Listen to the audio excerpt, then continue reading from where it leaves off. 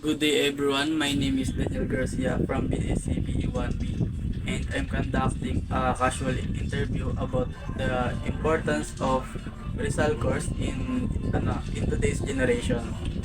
So I've invited three people from various groups of our local community to share their perspective about this topic. And so let's start with our first participant. So, ito na yung una nating i-interviewin and magtatanong tayo sa kanya ng kaunting detalye about sa kanyang sarili. So, anong name mo and ilang taon ka na? Ako pala si Rachel Ann Arconanan, 18 years old. Anong grade mo na and anong course na kinuha mo? I'm first year college at kinuha ko is office admin. Okay. So, babalik tayo sa pinaka-core na tanong. Mahalaga pa bang pag-aralan ang buhay at gawain ni Sir Rizal sa panahon ngayon? Oo, para sa akin mahalaga pag-aralan ang buhay ni Rizal sa kasalukuyan dahil unang-una, maraming iniwan si Jose Rizal na mga gawain tulad na lang ng edukasyon natin. Dahil doon, maraming kabataan ang marunong magsulat at pangangaral sa mga kabataan.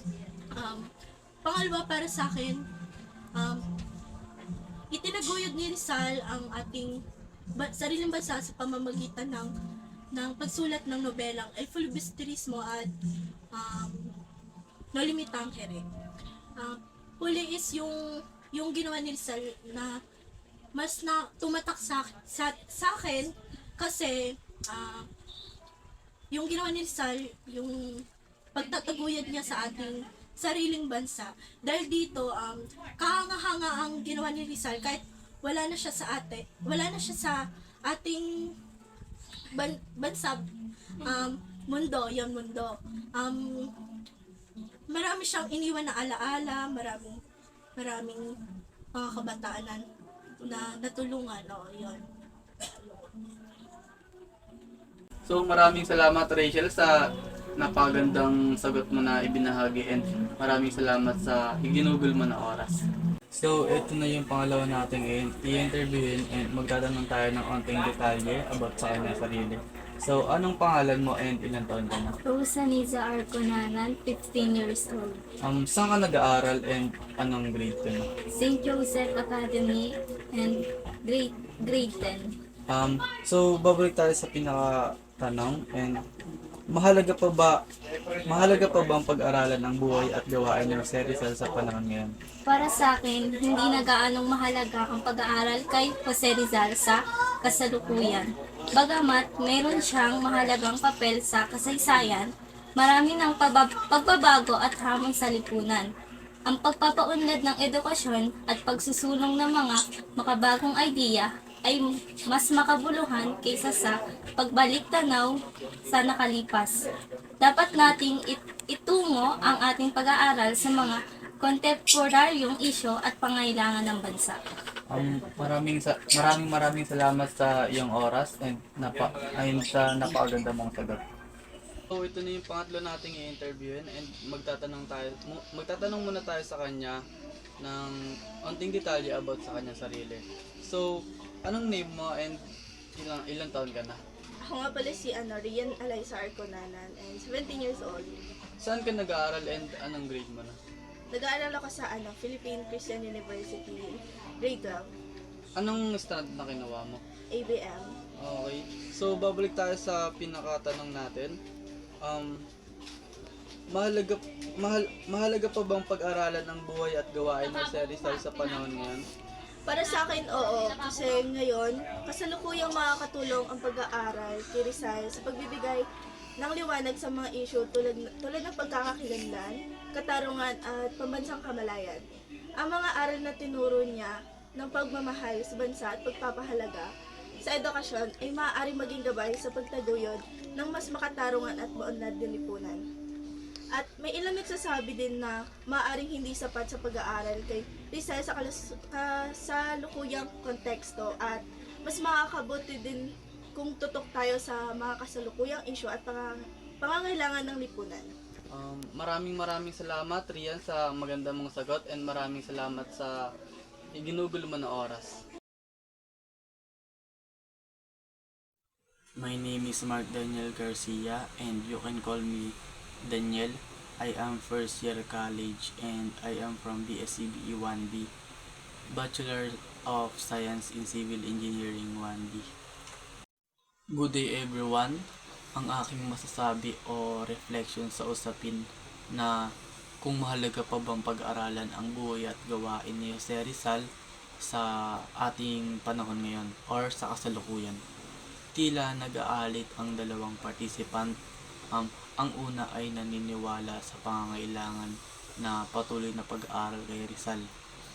Ang pagsusuri ng kanyang buhay ay nagpapakita ng kahalagahan sa edukasyon, katarungan at pagmamahal sa bayan.